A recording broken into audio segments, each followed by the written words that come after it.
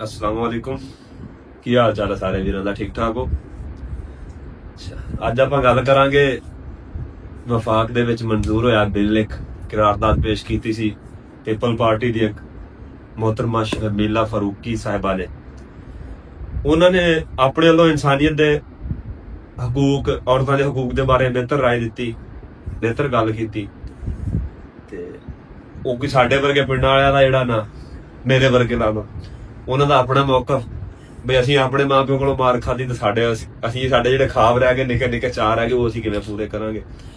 ਕੁਛ ਹੱਦ ਤੱਕ ਅਸੀਂ ਵੀ ਬਿਹਤਰ ਕਿ ਔਲਾਦ ਨੂੰ ਮਾਂ-ਬਾਪ ਦਾ ਡਰ ਹੋਣਾ ਚਾਹੀਦਾ। ਸਹੀ ਹੈ। ਉਹ ਹੁਣ ਗੱਲ ਵਫਾਕ 'ਚ ਉਹਨਾਂ ਨੇ ਬਿੱਲ ਪੇਸ਼ ਕੀਤਾ, ਵਫਾਕ 'ਚ ਬਿੱਲ ਮਨਜ਼ੂਰ ਹੋ ਗਿਆ। 2000 ਤੋਂ ਪਹਿਲੇ ਵਾਲੇ ਜਿਹੜੇ ਸੀ ਨਾ, ਉਹਨਾਂ ਨੇ ਸਾਡੇ ਵਰਗਿਆਂ ਨੇ ਆਪਣੇ ਬਾਪ ਕੋਲੋਂ ਵੀ ਲਿੱਤਰ ਖਾਦੇ। ਪਿੰਡ 'ਚ ਵੀ ਕੋਈ ਪੁੱਠਾ ਕੰਮ ਕਰਨਾ ਤੇ ਉਹ ਪਿੰਡ ਵਾਲੇ ਨੇ ਕਿਸੇ ਨੇ ਵੇਖ ਲੈਣਾ, ਉਹਦੇ ਕੋਲੋਂ ਵੀ ਲਿੱਤਰ ਖਾਣੇ। ਯਾਨੀ ਕਿ ਨਾ ਸਾਡੀ ਲਿੱਤਰ ਪਰੇਡ ਚੰਗੀ ਹੋਈ, ਮਾਸਟਰਾਂ ਕੋਲੋਂ ਵੀ ਹੋਈ।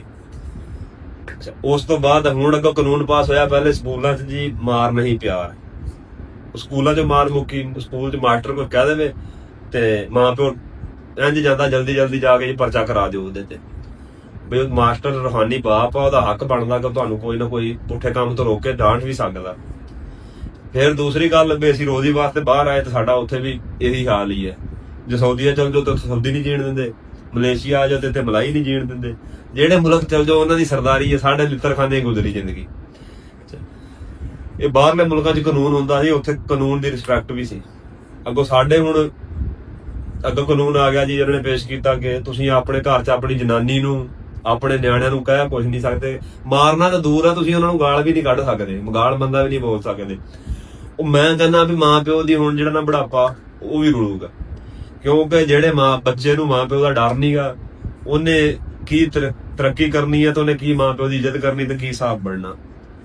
ਤੇ ਆਪਣੇ ਭਰਾਵਾ ਹੁਣ ਅਸੀਂ ਨਿੱਕੇ ਚਾਹ ਰਹਿ ਗਏ ਆ ਵੀ ਅਸੀਂ ਆਪਣੇ ਨਿਆਣਿਆਂ ਨੂੰ ਮਾਰਨਾ, ਉਹ ਅਸੀਂ ਆਪਣੇ ਨਿਆਣੇ ਤੇ ਪੂਰੇ ਕਰਾਂਗੇ। ਜਦੋਂ ਮਾਂ ਪਿਓ ਕੋਲੋਂ ਮਾਰ ਖਾਂਦੇ ਸੀ ਨਾ, ਉਦੋਂ ਅਸੀਂ ਚਾਹਦੇ ਵੀ ਅਸੀਂ ਆਪਣੇ ਤੇ ਪੂਰੇ ਕਰਾਂਗੇ।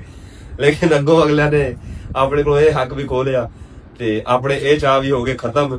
ਜਿੰਦੇ ਵਾਸਤੇ ਰਹੋ, ਅਗਲੀ ਵਾਰੀ ਤੁਹਾਨੂੰ ਮਿਲਾਂਗੇ ਕਿਸੇ ਹੋਰ ਨਵੇਂ ਟੌਪਿਕ ਤੇ।